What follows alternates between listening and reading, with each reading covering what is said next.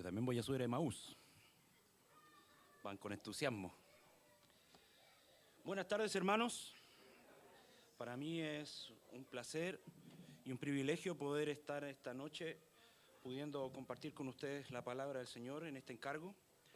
Y le pido que pueda buscar el libro de Lucas en el capítulo 19. Vamos a estar revisando ya el final del trayecto de nuestro Salvador hacia Jerusalén, para ya finalmente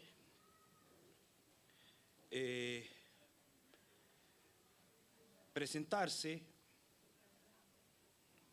ponerse a disposición del Señor y ofrecerse a sí mismo como el sacrificio.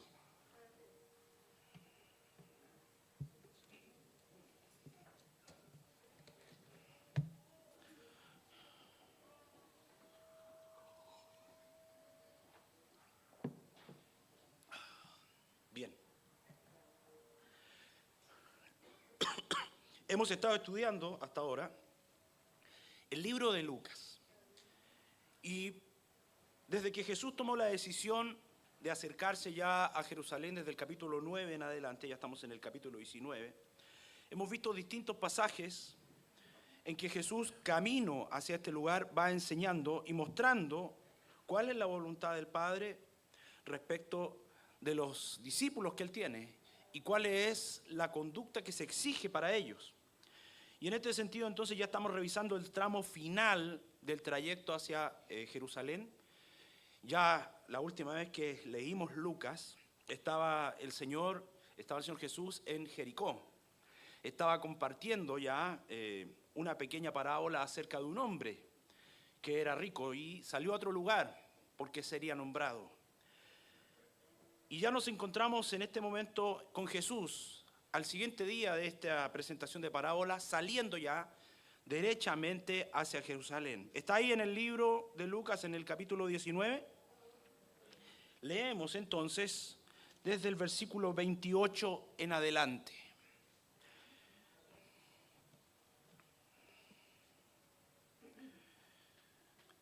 Libro de Lucas, en el capítulo 19, versículo 28 en adelante. Dicho esto, iba adelante subiendo a Jerusalén.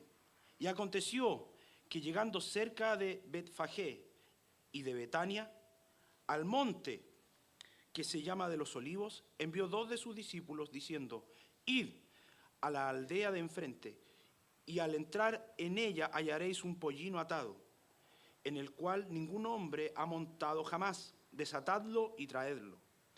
Y si alguien os preguntare: ¿por qué lo desatáis?, le responderéis así: porque el Señor lo necesita. Fueron los que habían sido enviados y hallaron como les dijo. Y cuando desataban el pollino, sus dueños les dijeron: ¿por qué desatáis el pollino? Ellos dijeron: porque el Señor lo necesita. Y lo trajeron a Jesús. Y habiendo echado sus mantos sobre el pollino, subieron a Jesús encima. Y a su paso tendían sus mantos por el camino. Y cuando llegaban ya cerca de la bajada del monte de los Olivos, toda la multitud de los discípulos, gozándose, comenzó a adorar a Dios a grandes voces por todas las maravillas que habían visto, diciendo: bendito el Rey que viene en el nombre del Señor, paz en el cielo y gloria en las alturas. Entonces algunos de los fariseos de entre la multitud le dijeron: Maestro, reprende a tus discípulos. Él respondiendo les dijo: os digo que si estos callaran, las piedras clamarían. Y cuando llegó cerca de la ciudad, al verla, lloró sobre ella, diciendo: oh, si también tú conocieses, a lo menos en este tu día, lo que es para tu paz. Mas ahora está encubierto de tus ojos, porque vendrán días sobre ti cuando tus enemigos te rodearán con vallado y te sitiarán, y por todas partes te estrecharán, y te derribarán a tierra y a tus hijos dentro de ti, y no dejarán en ti piedra sobre piedra, por cuanto no conociste el tiempo de tu visitación. Amén. Damos gracias al Señor porque lo que acabamos de leer es testimonio de cómo el Señor enfrenta este día.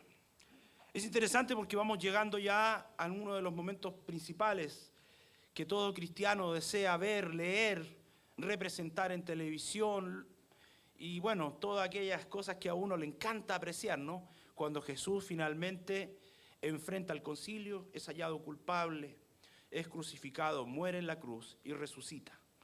Esa expresión romántica del cristianismo nos hace sentir a nosotros en cierta medida orgullosos y también nos transmite un cierto sentimiento de esperanza en el sentido de que toda esta conducta que podemos ver quizás en Semana Santa a través de la representación de cine y otras películas que han salido, nos permite poder sentir empatía con lo que se representa y sentir que ese sacrificio y todo lo que hizo Jesús fue por nosotros. Pero nos encontramos en este otro momento y quiero que ustedes me acompañen para poder visualizar tan solo este momento en el que Jesús se acerca todavía a Jerusalén y van tras él muchas personas que quieren celebrar la fiesta que viene. Quieren celebrar la fiesta de los panes, quieren celebrar la fiesta de la Pascua. Ellos no van a otra cosa y este es el momento en que lo van a hacer. Y a medida que se acerca Jesús a Jerusalén, desde que viene bajando y dirigiéndose desde Jericó, subiendo ya a Jerusalén, mucha gente lo acompaña. Y por la cantidad de milagros que ha realizado en Jericó, las personas no solo han identificado la persona de Jesús, porque Jesús ya era famoso en esta época, solo que en aquella época no existían redes sociales, ni nada que se semejara a esto para poder conocer el rostro de Jesús. Pero ahora ya es conocido el rostro de Jesús para todo el conjunto de personas que estaba en ese momento en Jericó, bajando. Y desde el mar de Galilea, viene él con sus discípulos, llegando a Jericó, pasando por ahí, haciendo el milagro de los ciegos que recuperan su vista, perdonando a Zaqueo, llamando la atención de cómo una persona que no tiene ninguna oportunidad es llamada a ser hijo de nuevo. Saliendo de ese lugar, desde Jericó, hasta la siguiente ciudad, que es Betania.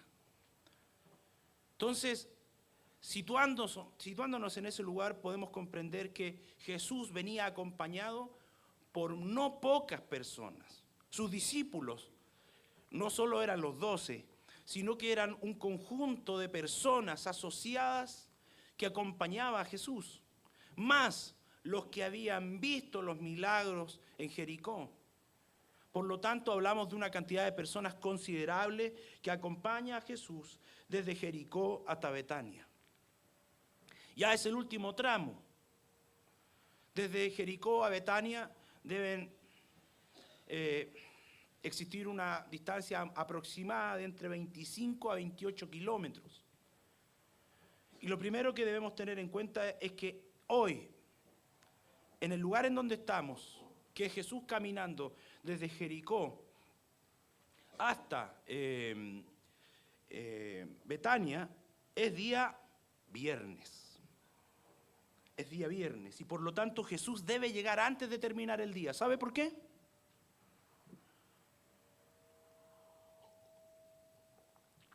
Porque el sábado comienza el viernes a las 6 de la tarde.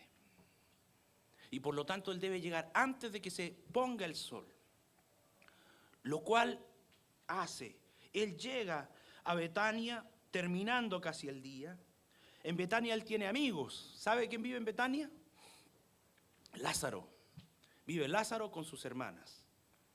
Por lo tanto, para Él, sin duda, llegar desde Jericó a Betania, cansado por el largo camino, estamos hablando de caminos no como los que conocemos hoy día.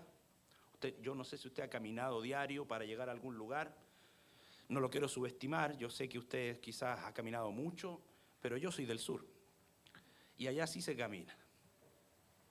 Entonces yo tenía que caminar 17 kilómetros para ir desde mi casa al colegio.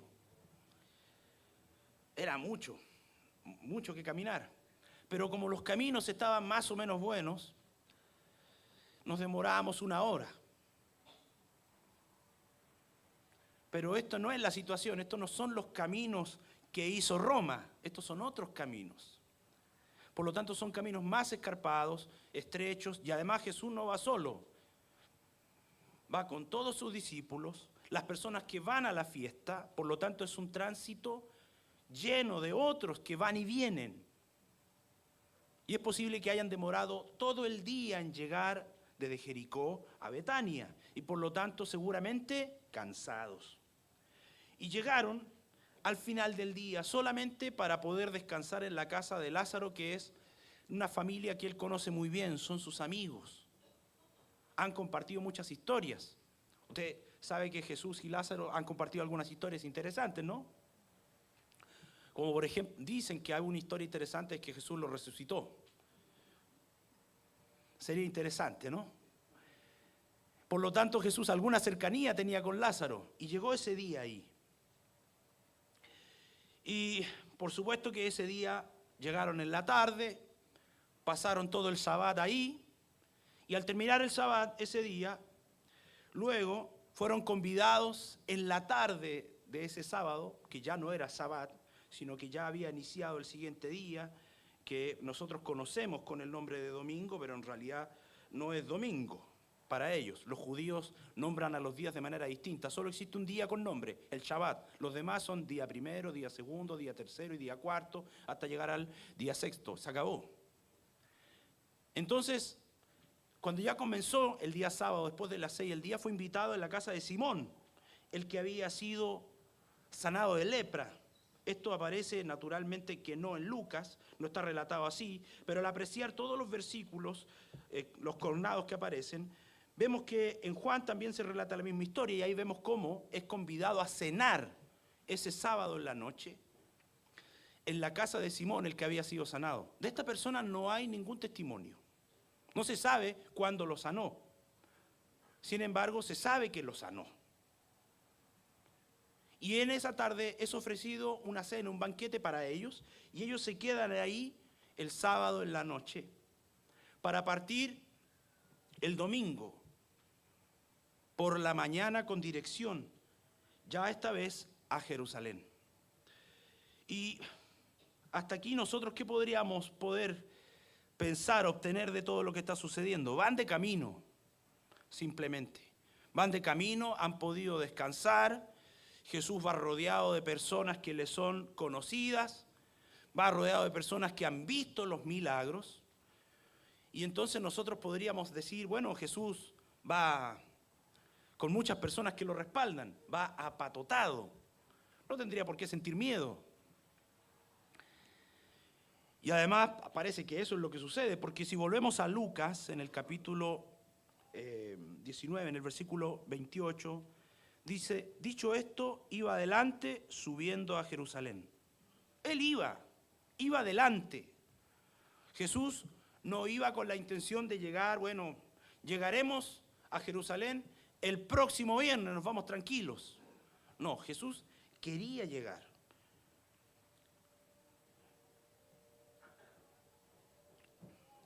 Yo no sé si usted alguna vez ha estado en un momento en su vida en donde va a tener que ser contrastado con algo que no quiere hacer, pero que tiene que hacer. Y que ese momento llega y va a tener que llevar adelante eso que es difícil para usted. Podríamos nombrar muchos ejemplos históricos de situaciones terribles, de personas que tuvieron que pasar por mucho sufrimiento, pero que antes de pasar por ello tuvieron que esperar ese tranquilo silencio antes que comience la batalla. Pero es bien sabido que el momento previo al combate es uno de los momentos más difíciles para los soldados, porque sienten la presión de que saben que en un par de horas tendrán que combatir, pero también sienten la ansiedad de que esto comience luego. De esa manera podemos quizás comprender por qué Jesús, como se indica aquí en Lucas, iba adelante. Jesús conocía lo que sucedería. Porque usted sabe, Dios no planifica más o menos lo que va a hacer. Dios tiene planes. Dios ya había normado lo que sucedería en este acontecimiento en Lucas y como lo relatan los demás evangelios. Jesús sabía que sería puesto en tal extremo que sería crucificado. Y aún en esa ansiedad y pasando por esa preocupación, Él va adelante. Leemos en Lucas, dice, dicho esto, iba adelante subiendo a Jerusalén.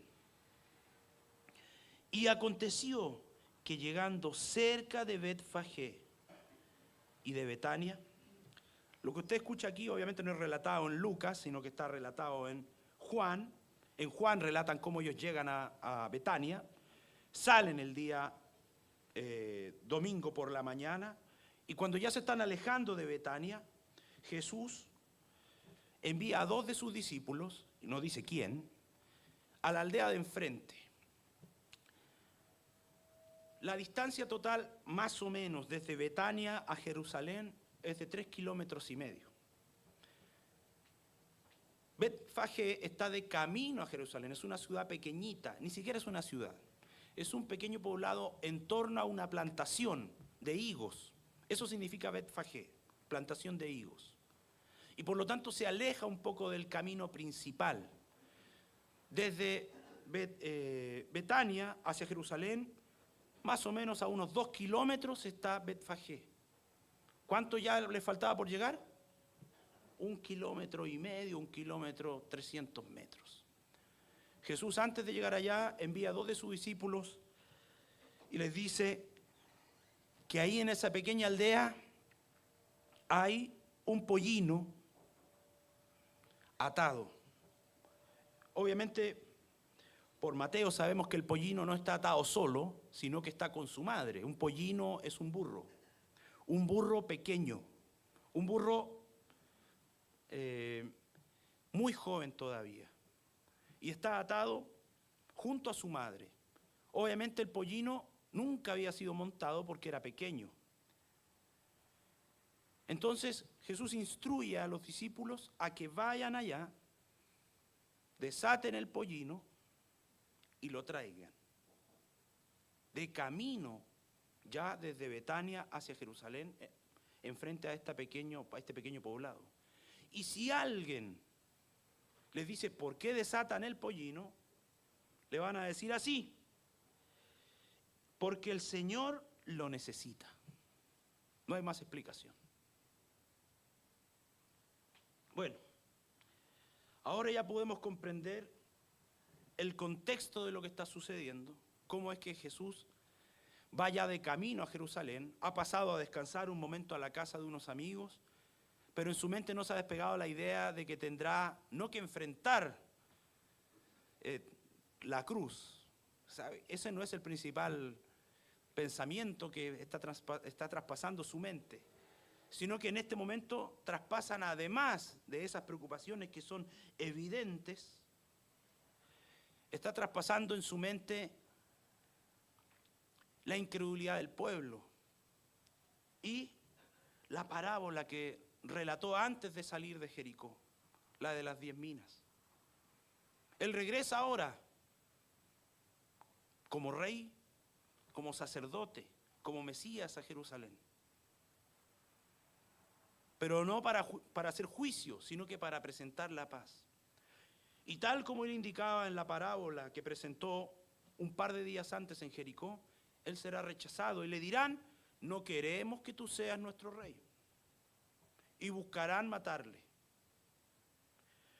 Jesús va pensando en esto, va pensando en cómo cada una de las acciones de los judíos traerán para ellos mismos juicio y condenación.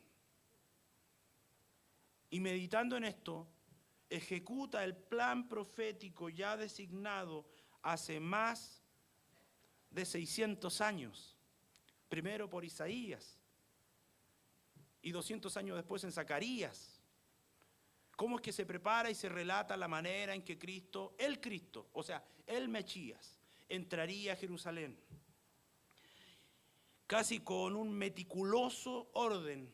Jesús no manda a buscar el pollino porque estuviese cansado o porque le pareciera bonito, sino que manda a buscar el pollino para cumplir estrictamente cada una de las profecías que sería necesaria cumplir para mostrar, hablar sin decir, delante de los judíos que él era el Mesías.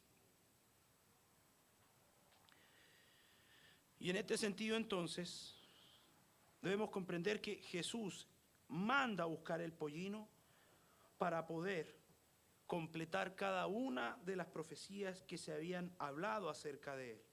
Y por lo tanto vemos que manda a buscar el pollino y a su madre. Esto lo podemos ver en Mateo 21:2, porque ahí también indica que el pollino será devuelto. Y en Marcos, en el 11, en el 6, las personas que eran dueñas del pollino dicen sí, que llévalo. Aquí hay un montón de cosas que vamos a analizar respecto de cómo es posible que el pollino represente la muestra de su entrada como Mesías, pero también como rey. Quiero pedirles que busquen en sus Biblias Zacarías, el libro de Zacarías, en el capítulo 9,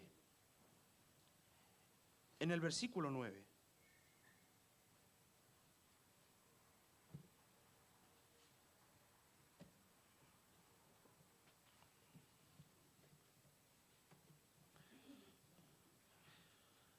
Zacarías, en el capítulo 9, versículo 9. Alégrate mucho, hija de Sión, da voces de júbilo, hija de Jerusalén. He aquí tu rey vendrá a ti, justo y salvador, humilde y de cabalgado sobre un asno, sobre un pollino, hijo de asna. Lo mismo se recrea luego en el libro de Mateo, cuando es el propio Mateo el que cita el pasaje. También lo hace Marcos. Mateo lo cita en el capítulo 21, del versículo 4 al 5. Y en este sentido vemos como el cumplimiento de lo profetizado acerca de Jesús no solo tiene una connotación literal, sino que el pollino en sí mismo representa la humildad de Jesús, entrando como un rey que viene a ofrecer la paz. Leemos entonces en Mateo 21:4, todo esto aconteció para que se cumpliese lo dicho por el profeta cuando dijo, decid a la hija de Sión, he aquí tu rey viene a ti, manso y sentado sobre una asna, sobre un pollino, hijo de animal de carga. En Isaías, en el capítulo 9, en el versículo 6,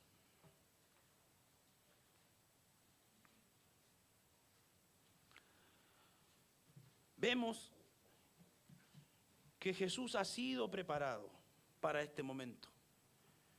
En Isaías 9, en el versículo 6 dice, porque un niño nos es nacido hoy, hijo nos es dado, y el principado sobre su hombro, y se llamará su nombre admirable, consejero, Dios fuerte, Padre eterno, príncipe de paz.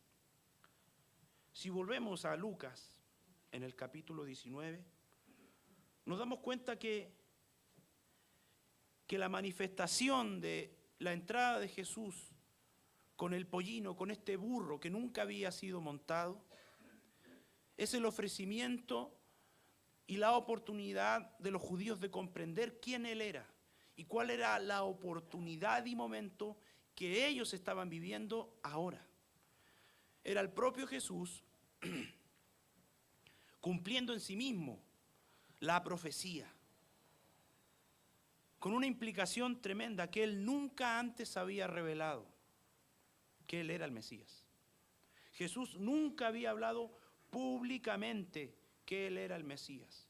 Y cuando alguien confesaba que él lo era, él le mandaba a callar. Porque sabía que si esta información llegaba a la multitud, lo harían rey. De hecho, en el libro de Juan, un año antes, él escapa después de alimentar a los pueblos porque tenía miedo de que lo hicieran rey. Esta es la primera vez en que Jesús públicamente tomará una acción que desencadenará la afirmación de que Él es el rey. Y de esta manera mostrará a todos que Él es el príncipe de paz y que ofrece la paz a los demás. Paréntesis. Algunos discuten cómo fue posible que estas personas entregaran el pollino así nomás. Yo me preguntaba mientras estudiaba el pasaje, ¿qué sucedería si un día está el pastor acá en la iglesia, llega un hermano que él no conoce y está abriendo el vehículo de él, y el pastor lo ve por la ventana y le dice, ¿qué estás haciendo con el auto? Y él le dijera, el hermano Orlando lo necesita. Ah, ya, llévalo. ¿Sería así de fácil? Bueno, podríamos aquí pensar que ellos ya conocían a Jesús. Estamos a solo 2 kilómetros de Betania, quizás estas personas ya conocían a Lázaro, conocían la fama de Jesús, o bien ya conocían personalmente a Jesús. Como fuere, no se nos revela en la historia, quizás fueran algunos discípulos secretos, de los que hay muchos en este momento, que adhieren a Jesús, pero por temor a los fariseos no se pueden revelar públicamente. Como fuere, estas personas acceden libremente a entregar el pollino, y la verdad es que este acto demuestra cómo el Señor, valga la redundancia, tiene señorío sobre todo lo que existe. Y además representa una segunda cosa. Usted sabe que, si lo pensamos un momento, Jesús quería montar un pollino que nunca había sido montado. ¿Por qué? ¿Usted sabe la dificultad de montar un animal que nunca había sido montado? Es difícil. ¿Por qué montaría un animal que nunca había sido montado? Bueno, obviamente,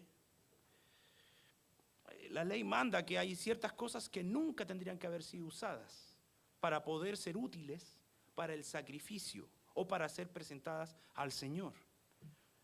No lo busque, por favor, pero en Números 19:2 se deben presentar bueyes que nunca han sido llevados para la labranza o que sobre sus cuellos ha habido yugo. O sea, debe ser un animal nuevo. Lo mismo en Deuteronomio 21:3, con respecto a distintos animales que pueden ser sacrificados. No tendrían que haber parido, ni tampoco haber cargado, ni haber tirado. Son animales nuevos, que el único uso que van a tener en sus vidas será el sacrificio. Es el único uso que tendrán. Y Jesús no solamente tiene un pollino que nunca había sido usado, sino que además Él nació producto de un nacimiento virginal. Y además será sepultado en una tumba que nunca había sido usada. Naturalmente esto no es ninguna casualidad, puesto que su nacimiento, descrito muy bien en Mateo 1:25, o la tumba nueva que utilizó en Lucas 23:53, reflejan el hecho de que cada uno de los hitos más importantes son un acto de ofrecimiento, en donde el único uso que cada uno de estos, en el caso de la tumba, un objeto, en el caso del animal, también sin uso, y en el caso de la persona que sería la madre del Salvador también debía ser virgen, es que cada uno de estos representa el hecho de la consagración que cada uno de ellos necesita para la manifestación de un hito que es importante en la vida del Salvador. Su nacimiento, la presentación o revelación de Mesías públicamente y por último, la entrada en el sepulcro en donde él sería dejado para luego ser resucitado por el poder divino del propio Dios. Por lo tanto, cada uno de estos actos no es un hecho aleatorio, no es al azar, cada uno de estos persigue un propósito profético y escatológico muy particular, y es mostrar que el Señor se ha encarnado en Cristo y que Él es Señor de todo lo que existe. No es un hecho al azar. Cada uno de estos elementos nos muestra que Jesús ha preparado a través de su deidad, a través de su persona como Dios, cada uno de estos actos para mostrar quién era Él. Por tanto, cuando Jesús ordena ir por el pollino, no está simplemente mandando algo al azar por mero arbitrio, sino que lo que busca es representar un acto ya anunciado por Él a través de sus profetas.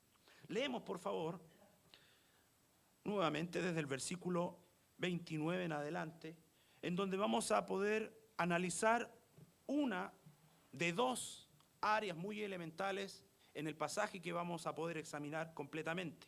Primero, la manifestación de la deidad de Dios y luego la manifestación de su piedad a través de ver el sufrimiento de su pueblo. Con la primera vamos a iniciar en el 29. Dice: aconteció que llegando cerca de Betfagé y de Betania al monte que se llamaba de los Olivos, envió 2 de sus discípulos, diciendo: id a la aldea de enfrente y al entrar en ella hallaréis un pollino atado, en el cual ningún hombre ha montado jamás, desatadlo y traedlo. Y si alguien os preguntare, ¿por qué lo desatáis?, le responderéis así: porque el Señor lo necesita. Fueron los que habían sido enviados y hallaron como se les dijo. Y cuando desataban el pollino, sus dueños les dijeron: ¿por qué desatáis el pollino? Y ellos dijeron: porque el Señor lo necesita. El 35. Y lo trajeron a Jesús, y habiendo echado sus mantos sobre el pollino, subieron a Jesús encima.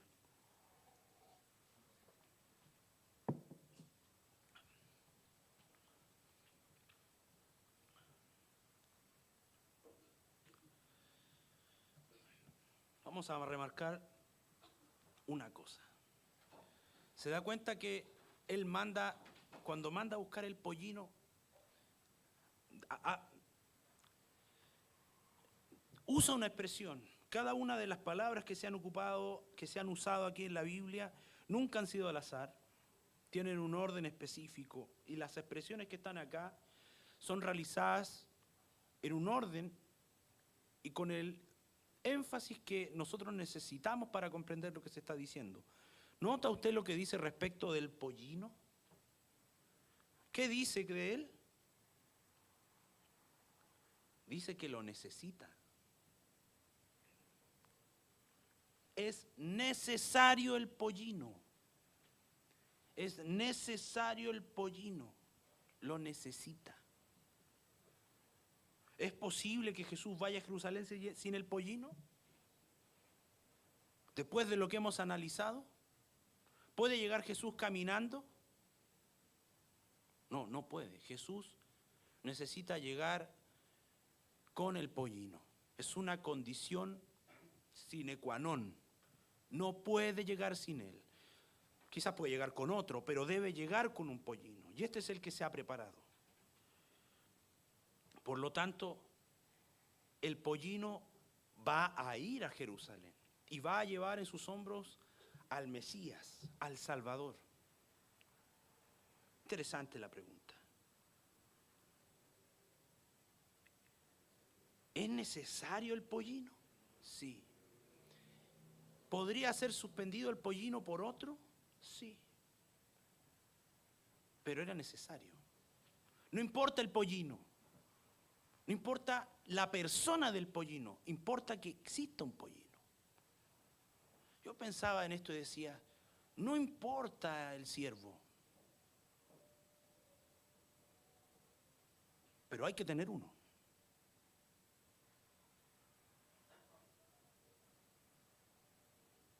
¿Se imagina usted que el pollino no quiera ir? No quiero ir, dice el pollino. ¿Qué va a suceder si el pollino no quiere ir? ¿Podría haberse taimado el pollino? Eso no sucedió, por cierto. El Señor tiene profundo conocimiento sobre su creación.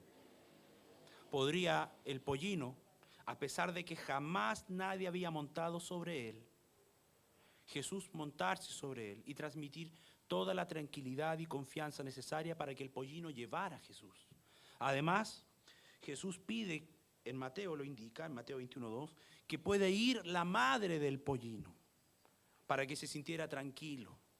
Por lo tanto, no iba a suceder que Jesús no pudiese montar el pollino. Pero la única manera de llevar un pollino que nunca había sido montado era llevar uno que todavía no fuese adulto. Pero sí podría haber pasado que el pollino no quisiera ir. Vamos a convenir en que nosotros somos como ese pollino. Nosotros somos necesarios para la obra. No somos necesarios en individualidad, somos necesarios como instrumentos. Dios puede sacar a todas las personas que componemos este grupo que está aquí y levantar a nuevos siervos que puedan venir aquí y llenarla de nuevo. Usted lo sabe, ¿no? Sabe que nadie es absolutamente imprescindible en este lugar y que todos somos absolutamente reemplazables. Aquí no equivale esa expresión de, bueno, algunos son más reemplazables que otros. No, todos somos absolutamente reemplazables en este lugar. No existe eso. Dios puede levantar un siervo donde Él quiera y transformar su vida y prepararlo para el ministerio. Pero la verdad es que Dios necesita nuestra boca, necesita nuestros pies, necesita nuestras manos, necesita nuestros ojos para que nosotros podamos ser ese instrumento en su mano. O imagina usted al pobre pollino cuando las personas gritan y ponen los mantos sobre el piso, ya lo vamos a ver, pero ponen los mantos y celebran la llegada de Jesús, que el pollino piense que era por él. ¿Se sienta feliz porque lo celebran a él? No, no lo celebran a él. Celebran a Jesús que va sobre él. Y entonces nosotros podemos ser ese pollino.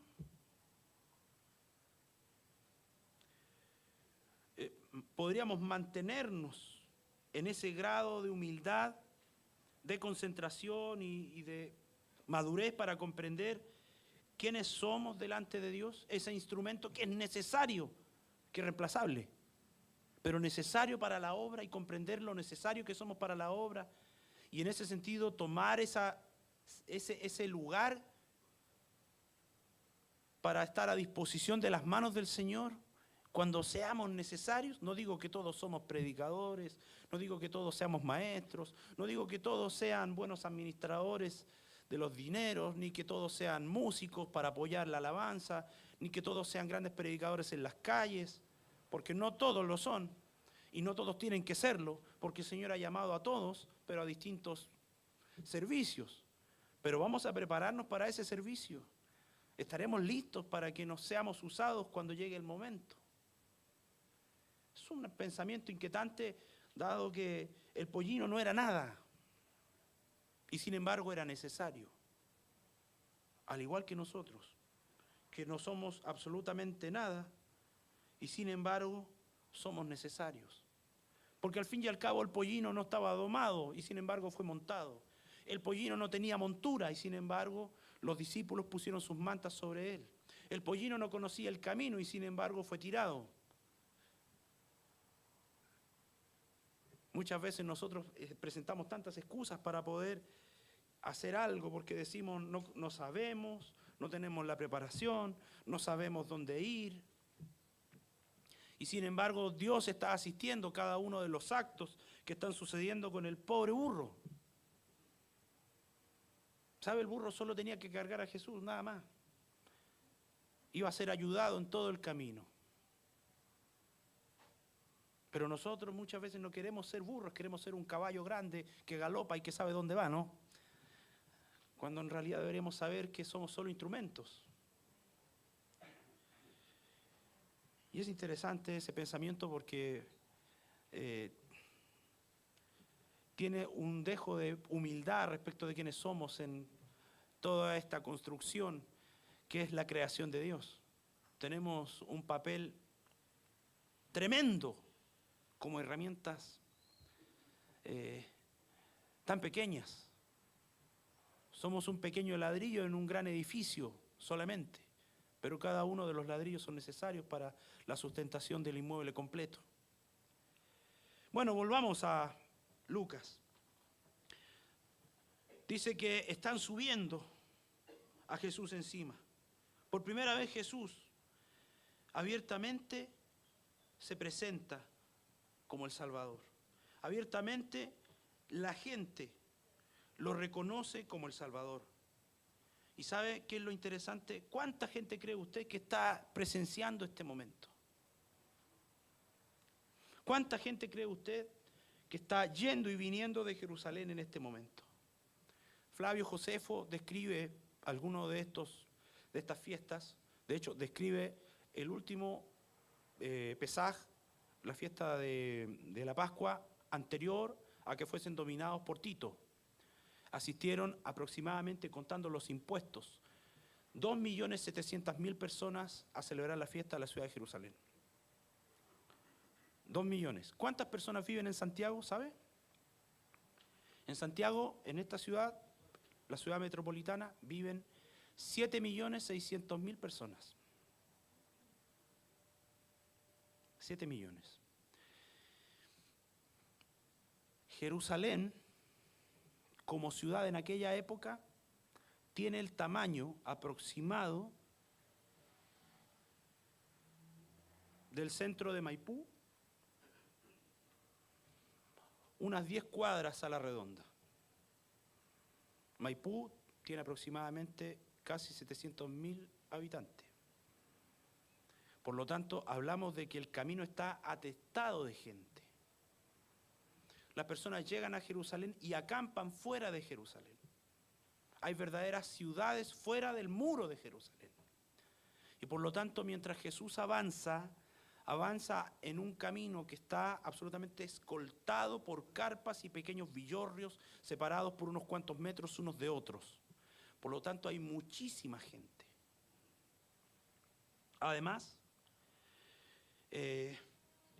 como se relata en Juan 12:9, personas que sabían que Jesús estaba en Betania, salen el domingo por la mañana para ver a Jesús. Un dato adicional que quizá usted no sepa es que la tumba de Lázaro está a 300 metros o 500 metros de Betfagé, camino hacia Betania. Por lo tanto, Jesús va a pasar por fuera de la famosísima tumba en donde resucitó Lázaro. Además, los judíos quieren ver a Jesús, pero también ver a Lázaro. Además, vienen todos los judíos que vieron los milagros de Jesús en Jericó y que esperan volver a verle. Por lo tanto, Jesús va rodeado de personas que saben quién es, otros que quieren saber quién es, que quieren verlo, y además que quieren ver, de alguna medida, si es que Él hace un nuevo milagro espectacular y ser testigos del acto de magia. Jesús va camino ya, rodeado de personas, totalmente rodeado, para cumplir lo que se había escrito de Él. Vamos a leer Isaías 62:11.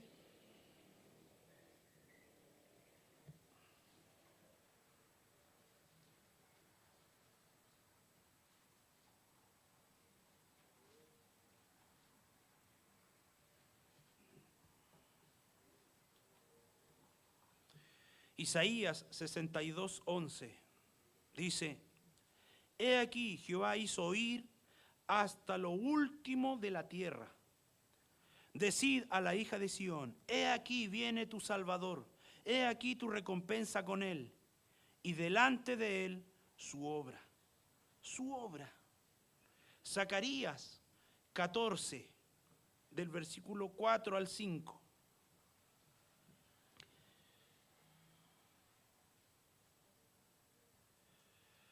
Zacarías 14, del 4 al 5, dice: y se afirmarán sus pies en aquel día sobre el monte de los olivos, que está enfrente de Jerusalén al oriente.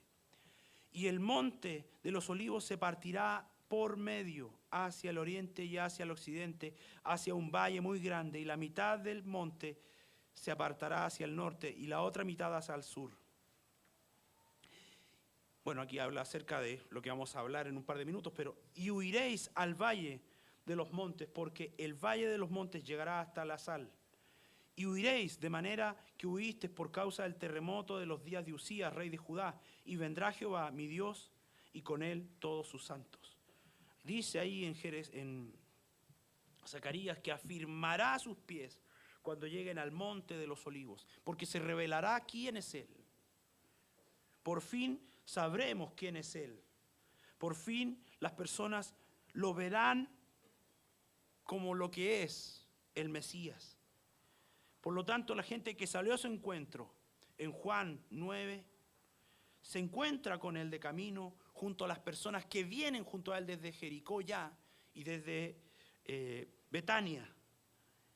Y al verlo montado en el pollino, comienzan. Vamos a leer Mateo, del capítulo 21. Mateo 21, del 8 al 11.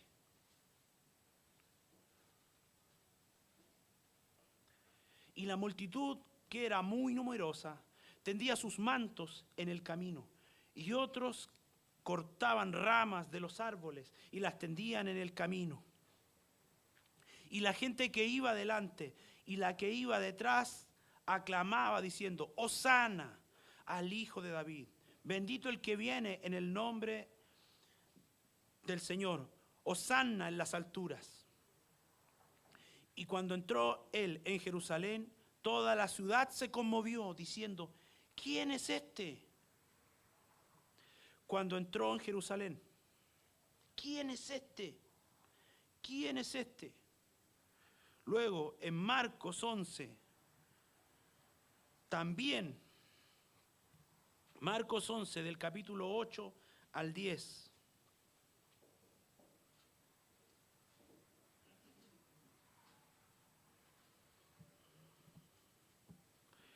También muchos tendían sus mantos por el camino, y todos cortaban ramas de los árboles y las tendían por el camino. Y los que iban delante de los que venían detrás, y los que iban delante y los que venían detrás daban voces diciendo: Hosana, bendito el que viene en el nombre del Señor.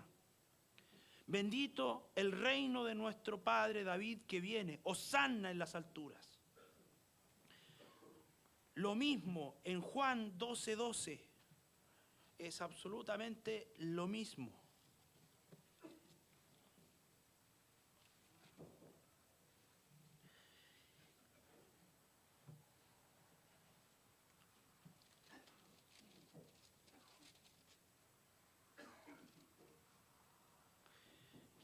Al siguiente día, grandes multitudes que habían venido a la fiesta, al oír que Jesús venía a Jerusalén, tomaron ramas de palmera y salieron a recibirle y clamaban: Hosana, bendito el que viene en el nombre del Señor, el Rey de Israel. Y halló Jesús un asnillo y montó sobre él, como estaba escrito: no temas, hija de Sión, he aquí tu rey viene, montado sobre un pollino de asna. Montada sobre un pollino de asna. No es imposible calcular cuántas personas estaban gritando esto. No se puede saber. No se puede saber. Pero yo le aseguro que era un grito ensordecedor. Todas las personas que venían clamando con ramas sobre sus manos. Lo mismo hicieron los judíos cuando recuperaron Jerusalén en una revuelta así un par de cientos años de atrás. Llegaron con pequeñas ramas de palmera para entrar a Jerusalén en señal de victoria y de paz, en donde Dios les había concedido la victoria. Por lo tanto, para ellos este acto de cortar ramas y lanzarlas y sostenerlas es un acto simbólico de triunfo y de esperanza. Esta es la primera vez que Jesús deja que las personas públicamente comiencen a decir que Él es el Rey, a decir que Él es el Salvador. Y de esta manera mostrar públicamente quién era. Antes nunca lo hizo porque sabía cuáles eran las consecuencias. Sabía que esto podía resultar tremendamente mal. Tremendamente mal. En Lucas, en el libro de Lucas, se relata lo mismo, aunque de una manera distinta. Dice, cuando llegaban cerca de la bajada del monte de los olivos, toda la multitud de los discípulos, gozándose, comenzó a alabar a Dios a grandes voces por todas las maravillas que habían visto, diciendo, bendito el Rey que viene en el nombre del Señor, paz en el cielo y gloria en las alturas. La verdad es que todos ellos repiten más o menos lo mismo, ya que Hosanna significa sé propicio a mí o sálvanos ahora. Esta palabra en realidad que está puesta ahí viene del hebreo y es parte del Salmo 118. Desde el Salmo 113 al Salmo 118, en esta época, los salmos son cánticos. Estos salmos del 103 al 118 se cantaban en un conjunto de cánticos llamado Jalel. Por lo tanto, de hecho, específicamente en el Salmo 118, 25, busquémoslo, Salmo 118, 25.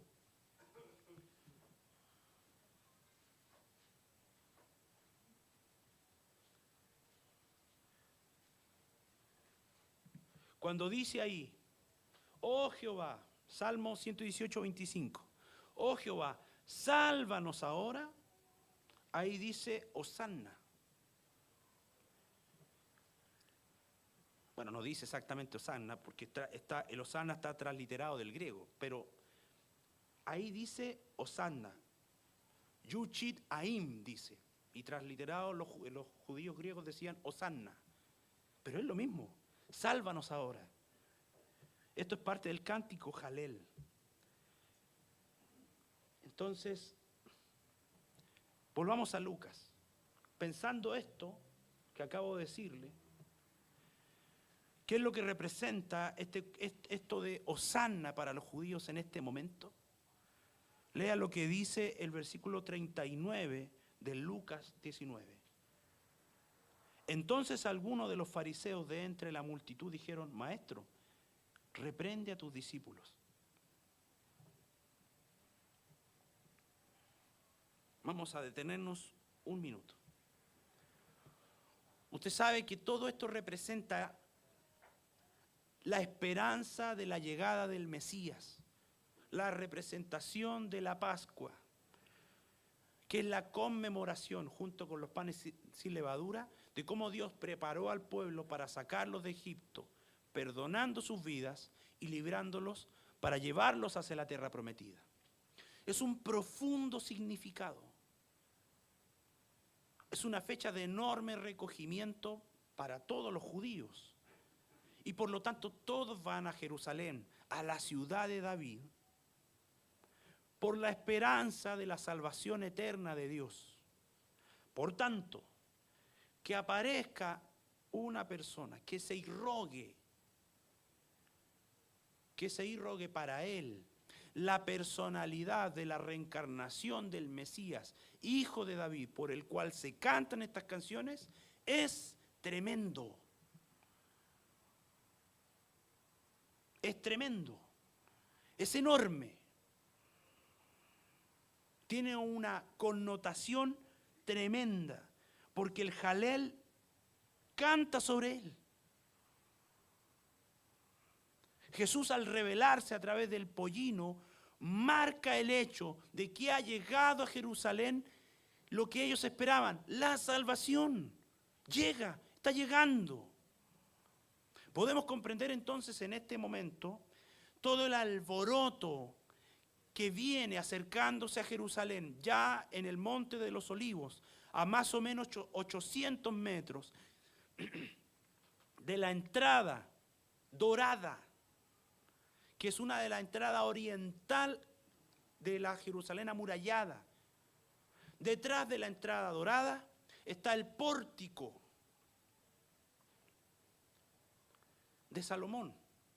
Y rodeando el pórtico, la entrada a, bueno, obviamente, el lugar más importante de la fe judía en esta época, el templo. Por lo tanto, era obvio que existiría una reacción. Era obvio que alguien se iba a enconar con esto. Porque Jesús aquí tiene dos caminos. O reconoce públicamente que es el Mesías, o efectivamente manda a callar a todos.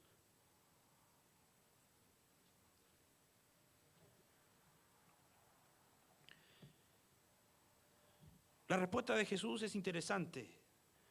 Dice, maestro, vuelvo yo a Lucas 19 en el versículo 39. Entonces algunos de los fariseos de entre la multitud le dijeron, maestro, reprende a tus discípulos. Él respondiendo les dijo, os digo que si estos callaran, las piedras clamarían.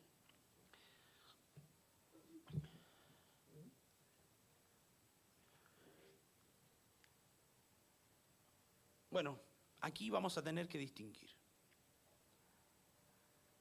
Para poder hacerlo hay que comprender qué significa esta expresión. Cuando Jesús dice, ¿sabes? Si yo los mandara a callar, las piedras clamarían. Las piedras gritarían, dice en el original. ¿Por qué gritarían las piedras? ¿Por qué? La interpretación al pasar, la habitual, es de pensar que lo que sucede es que si dejan de clamar ellos, las piedras dirían Hosana, ¿no es cierto? No, la verdad es que no. Cuando Jesús le dice esto, no se lo dice alegre. Cuando Jesús baja en el pollino, desde el Monte de los Olivos, no va riendo. Cuando Jesús sube desde Betfagé hacia el Monte de los Olivos, no va riendo. Jesús conoce qué va a suceder con Jerusalén. Su estado es de profunda angustia y tristeza, porque Él sabe que las personas que claman por Él, Hosana, lo que están buscando es el Salvador, pero no un Salvador que viene a proponer la paz. Ellos buscan un Salvador que sea un Salvador militar. Ellos quieren que Él restaure a Israel, que derroque a Roma o a cualquier otro y traiga la estabilidad y reconstruya el reino. Usted y yo sabemos que Jesús no va a hacer eso.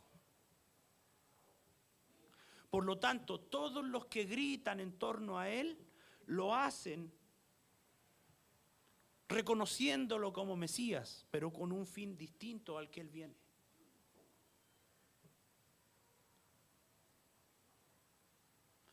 Por lo tanto, para Él responder al fariseo no es un acto en donde Él esté diciendo, bueno, si ellos se callaran, las piedras gritarían. No, en realidad solo responde lo que Él sabe. Esta es la verdad, no los puede mandar callar, pero si ellos dejaran de gritar, serían las piedras las que clamarían, las que gritarían por el horror que se avecina. En Zacarías 9:9 vemos como Él va montado en un pollino. Vemos como Él viene humilde a entregar. Efectivamente, viene el Mesías, pero viene como príncipe de paz. no viene como un rey que juzga,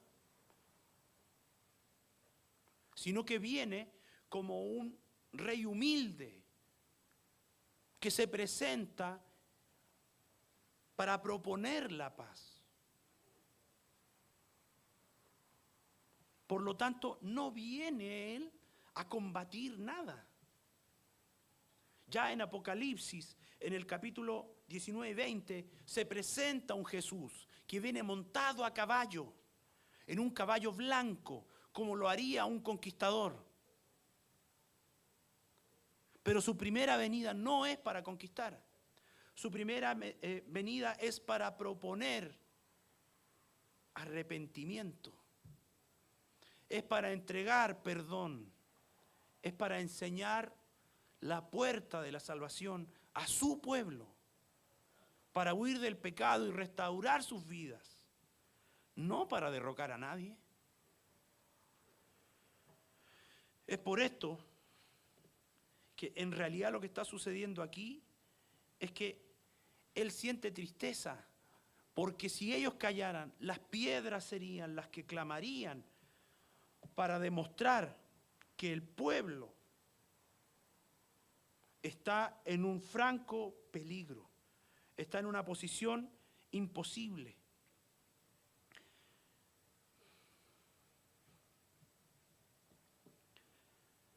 En Isaías 53, 2,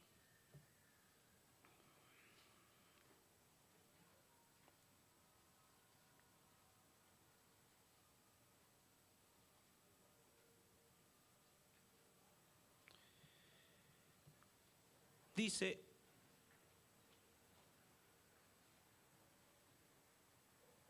subirá cual renuevo delante de él, y como raíz de tierra seca. No hay parecer en él, ni hermosura. Le veremos, mas sin atractivo, para que le deseemos. Él venía a mostrar otra cosa.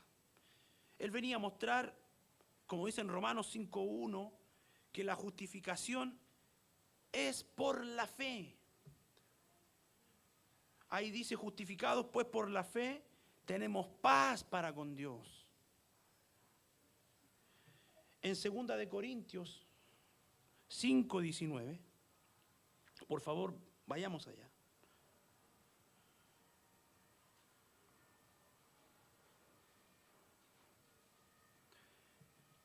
Dice que Dios estaba en Cristo reconciliando consigo mismo al mundo, no tomándole en cuenta a los hombres sus pecados, y nos encargó a nosotros la palabra de la reconciliación. Eso estaba haciendo Cristo. Eso venía a ser, no venía a ser otra cosa.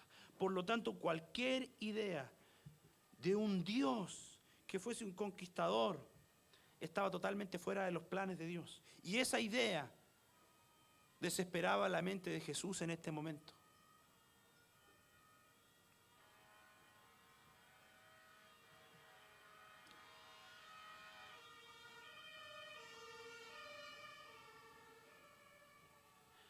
Por lo tanto, la observación del fariseo no solo era una observación que traía a su mente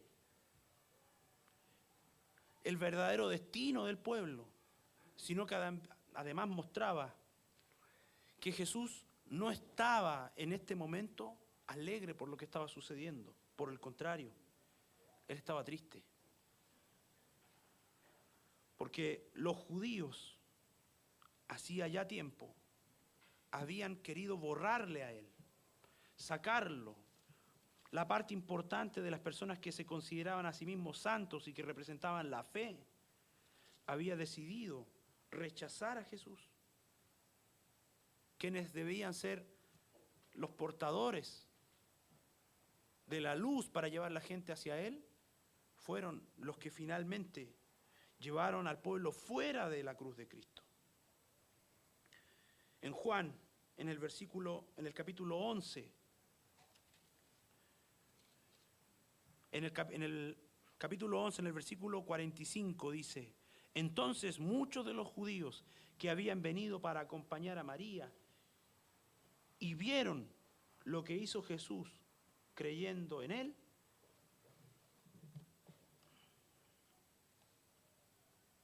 Creyeron en él. Pero algunos de ellos fueron a los fariseos y les dijeron lo que había hecho. Entonces los principales sacerdotes y los fariseos reunieron en el concilio y dijeron: ¿qué haremos? Porque este hombre hace muchas señales. Si le dejamos así, todos creerán en él. Y vendrán los romanos y destruirán nuestro lugar santo y nuestra nación. Entonces Caifás, uno de ellos, sumo sacerdote en aquel año, les dijo: vosotros no sabéis nada, ni pensáis que nos conviene que este hombre muera por el pueblo y no por toda la nación, y no que toda la nación perezca. Después en el 57, del 55 dice: y estaba cerca la Pascua de los judíos, y muchos subieron a aquella región, a Jerusalén, antes de la Pascua para purificarse, y buscaban a Jesús. Y estando ellos en el templo, se preguntaban unos a otros: ¿qué os parece? ¿No vendrá a la fiesta? Y los principales sacerdotes y los fariseos habían dado orden de que si alguno supiese dónde estaba, lo manifestase para que le aprendiesen. En el capítulo 12, en el versículo 9, dice: gran multitud de los judíos supieron entonces que él estaba allí, en Betania, y subieron, y no solamente por causa de Jesús, sino también para ver a Lázaro, a quien había resucitado de los muertos. Pero los principales sacerdotes acordaron dar muerte también a Lázaro, porque a causa de él muchos de los judíos se apartaban y creían en Jesús. Muchos de los judíos se apartaban y creían en Jesús. Luego, en el 19, en el 12-19 dice, vamos a leer 18, por lo cual también habían venido la gente a recibirle, porque habían oído que él había hecho esta señal. Pero los fariseos dijeron entre sí: ya veis que no conseguís nada, mirad, el mundo se va tras él.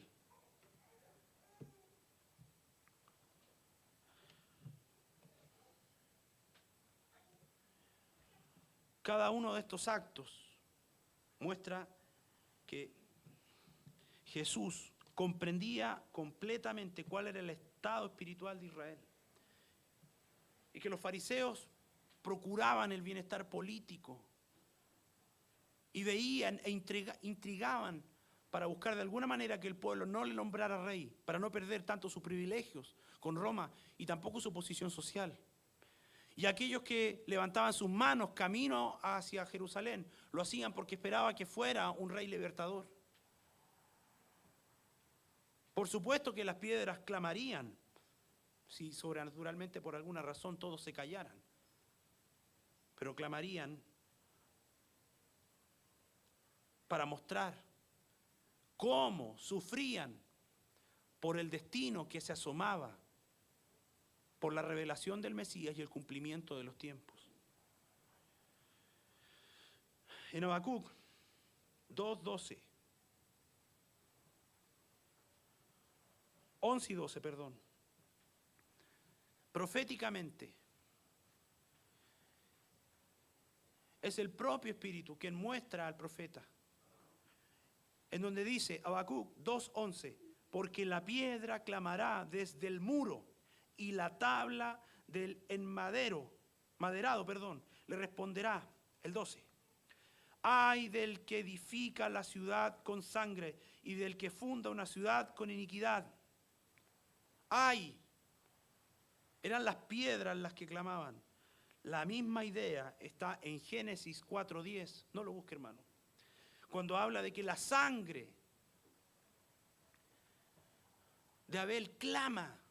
La misma idea en Santiago 5:4, cuando se habla de que la creación clama por la justicia. Las piedras clamarían por el temor, por el terror de las cosas que se avecinan.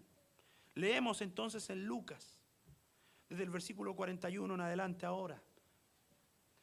Hemos visto hasta aquí cómo Dios, manifestado a través de la persona de Jesucristo, muestra su poder. Y ahora veremos cómo la persona de Jesús muestra el llanto por piedad. Dice en el 41, Y cuando llegó cerca de la ciudad, al verla, lloró sobre ella, diciendo: oh, si también tú conocieses, a lo menos en este tu día, lo que es para tu paz. Mas ahora está encubierto de tus ojos, porque vendrán días sobre ti, cuando tus enemigos te rodearán con vallado y te sitiarán, y por todas partes te estrecharán, y te derribarán a tierra, y a tus hijos dentro de ti, y no dejarán en ti piedra sobre piedra, por cuanto no conociste el tiempo de tu visitación. No lo conoció. El pueblo no conoció, los gobernantes no supieron el día en que vino el Salvador. No vino. Y sabe,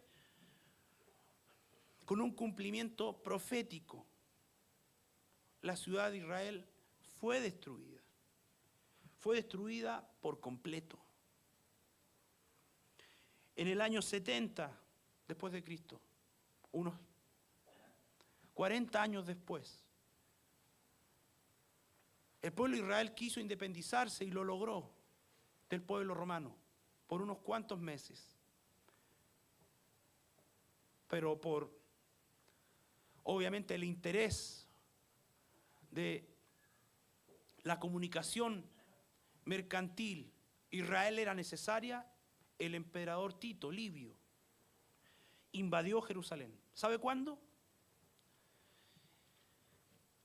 En la Pascua. Esperaron que pasaran los panes sin levadura y, llevándose a cabo la Pascua, sitiaron Jerusalén en el año 70. Derribaron los muros, destruyeron el templo y mataron a todas las personas que encontraron adentro. Si esto hubiese sido mucho o poco, unos 35 años después, en el año 135, el emperador Adriano, también ante una revuelta judía, esta vez destruyó por completo toda la ciudad. Toda, no dejó nada de pie. Mataron a todos los judíos. Y para intentar borrar a los judíos del mapa, renombraron la ciudad, construyendo nuevos muros. La nombraron con un nuevo nombre, con el nombre de él, de Adriano, Aelia Capitalina, y prohibieron que cualquier judío se acercara a la ciudad bajo pena de muerte. Y por si esto fuera poco, le quitaron el nombre en los mapas como Judea y le pusieron Siria-Palestina.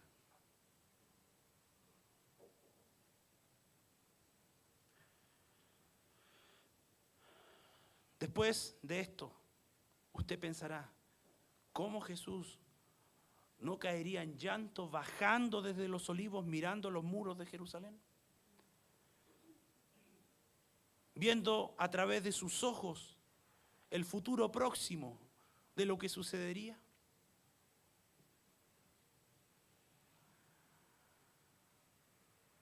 No hay un espacio aquí para celebraciones.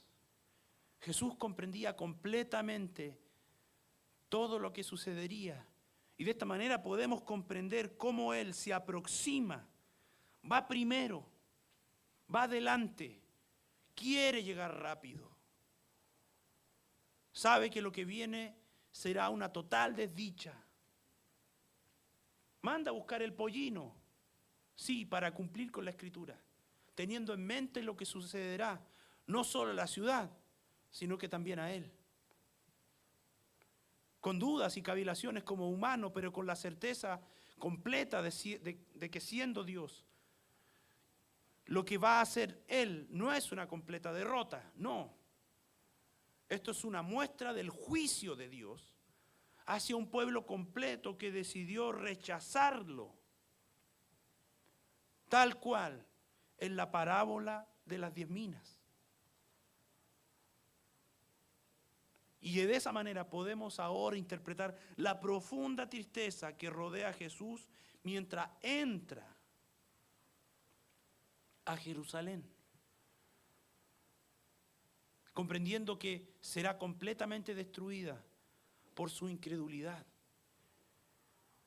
por su falta de amor a la búsqueda del Señor.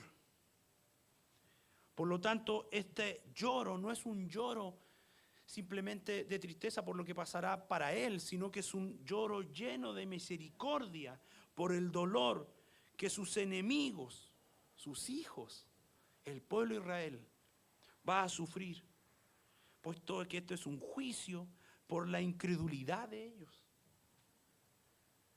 En Romanos 10:21,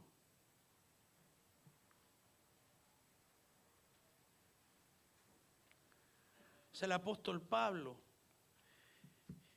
el que enfatiza la misma idea, pero acerca de Israel dice: todo el día extendí mis manos a un pueblo rebelde y contradictor. Rebelde y contradictor.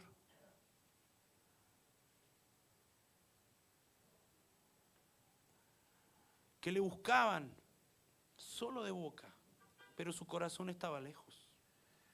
Su corazón estaba muy, muy lejos. Esta enseñanza nos muestra, primero, que la soberanía de Dios es absoluta. La soberanía de Dios es totalmente absoluta sobre todo lo que existe y lo que hay. Él gobierna sobre todo lo que nosotros tenemos, sobre todo lo que existe. Y muchas veces nosotros, como los judíos, queremos tener autonomía. Queremos tener nuestra propia opinión y punto de vista. Creemos que nuestra interpretación y nuestra propia justicia personal es mejor y más completa que la que Dios presenta. Y creemos que nuestro propio estándar de moral es aún mejor que el que espera Dios. Queremos esta autonomía, queremos nuestra individualidad. O sea, no queremos la responsabilidad que Dios depositó sobre nosotros. Queremos ser juzgados bajo nuestras propias normas y no bajo el juicio de Dios. Segundo, que la tragedia es la indiferencia. El pueblo decidió ignorar a Dios, persiguiendo a través de la manifestación del Mesías un fin egoísta que nunca Jesús, nunca Él fue partidario o auspiciante de tal cosa como escapar de Roma. Por el contrario, mostró que Roma no era un problema. El problema estaba en el corazón del pueblo judío. El problema está en nuestro corazón como humanos. Y por eso mismo, este es un juicio sobre la indiferencia. Él vino como un príncipe de paz. Pero la verdad es que el mundo rechaza a Cristo, rechaza su paz y por eso cosecha las consecuencias de su propia rebeldía. Este mundo está lleno de pobreza y amargura. Este mundo está lleno de injusticia y corrupción. Pero no porque Dios la haya puesto, es porque el mundo decidió rechazar a Dios. Y por lo tanto ahora cosechan la consecuencia de su propia injusticia. Si en el mundo hay hambre, es porque el hombre ha decidido que exista hambre. Y por último, la necesidad de proclamar a Dios debe ser siempre constante. El testimonio de Jesús debe ser constante en la vida de fe de los creyentes, organizada y armonizada con el poder que está actuando en nuestra vida para unir la doctrina con una experiencia que sea visible. Pero esto es imposible si los poderes del Señor, el don que Dios puso en ti, no está actuando. Y por lo tanto, como no actúa, tú no puedes demostrar verdadero conocimiento en una experiencia que no lo conoce. Es imposible dar lo que no se tiene. Y es imposible enseñar lo que no se conoce. ¿Cómo podemos estar listos entonces si no nos preparamos para que el Señor nos use? Es evidente que el pueblo no pudo esperar a Dios como debía, porque no respetó la soberanía de Dios. Querían perseguir sus intereses. Y es evidente que la tragedia de esto, por su indiferencia, fue que el día que los visitaron, no supieron que fueron visitados. La oportunidad del arrepentimiento y fe ofrecidos por Cristo no fueron vistos por ellos, porque no pudieron identificarla. Y la pregunta es, ¿tú puedes identificar en este mensaje que Dios te ha visitado ahora? Bueno, pero si no lo ha hecho, quiero ser claro. Esta es tu oportunidad para aceptar a Cristo en tu corazón.